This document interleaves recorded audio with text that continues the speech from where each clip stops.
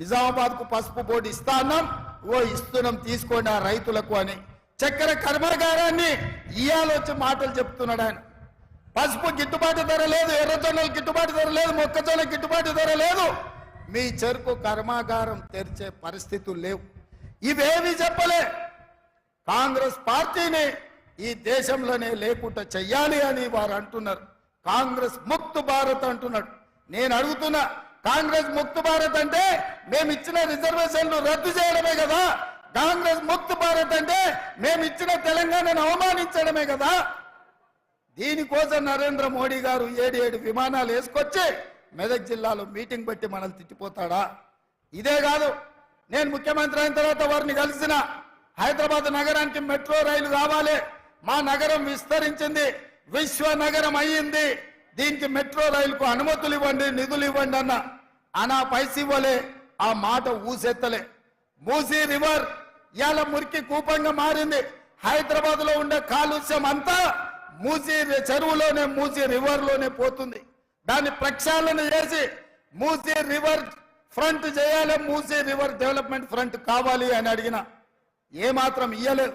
హైదరాబాద్ నగరానికి దాహార్తిని తీర్చడానికి ఇవాళ కృష్ణా జలాలను అదనంగా తరలించాలని అడిగిన, మనకి ఇవ్వలేదు. పాలమూరు రంగారెడ్డి ఎత్తిపోతల కోసం 90 టీఎంసీల నీటి కేటాయింపులు జరగాలి, కర్ణాటకను ఒప్పించి మా నీళ్లు మాకు కేటాయించండి అని అడిగిన. ఆ మాట కూడా మాట్లాడలే. మరి నేను అడుగుతున్నా నరేంద్ర మోడీ గారు, పార్లమెంటులో తెలంగాణ రాష్ట్రం గురించి కాంగ్రెస్ తలుపులు మూసి లైవ్లు కట్ చేసి తెలంగాణ ఇచ్చింది, తల్లిని చంపి బిడ్డను బతికిచ్చిందన్నారు. తెలంగాణను అవమానిస్తావు, తెలంగాణకు నిధులు ఇవ్వవు, తెలంగాణకు నీళ్ళ కేటాయింపులు ఇవ్వవు.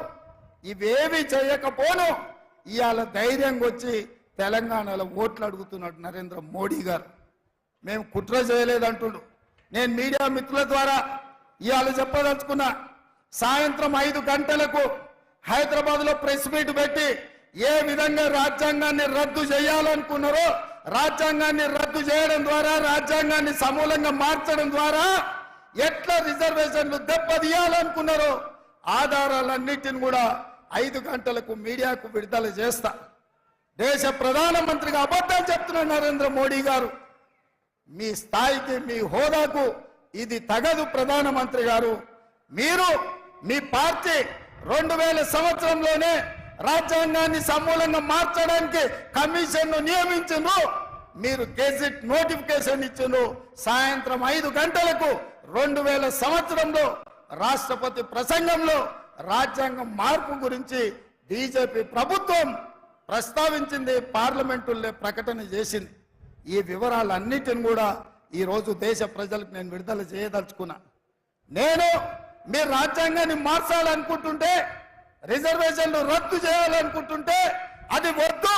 ఈ దేశంలో దళితులు, గిరిజనులు ఇంకా ఆర్థికంగా చితికిపోయి ఉన్నారు. రిజర్వేషన్ ఉండాలి, వాళ్ళకే కాదు బీసీలకు కూడా రిజర్వేషన్లు ఇవ్వాలి అని నేను చెప్పిన. దానికోసం నా మీద కేసు పెడతావా? ఆ కేసులకు భయపడతానా? నేను 20 ఏళ్ల నుంచి ఎన్నో ఒడిదుడుకులను చూసినా, ఎన్నో ఆటుపోట్లను చూసినా.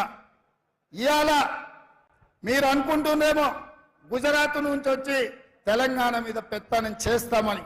అందుకే 4 కోట్ల తెలంగాణ ప్రజలకు, మా 50 లక్షల నిరుద్యోగ యువకులకు నేను విజ్ఞప్తి చేస్తున్నా, ఇది తెలంగాణ పౌరుషానికి, గుజరాత్ ఆధిపత్యానికి ఈ ఎన్నికల్లో పోటీ.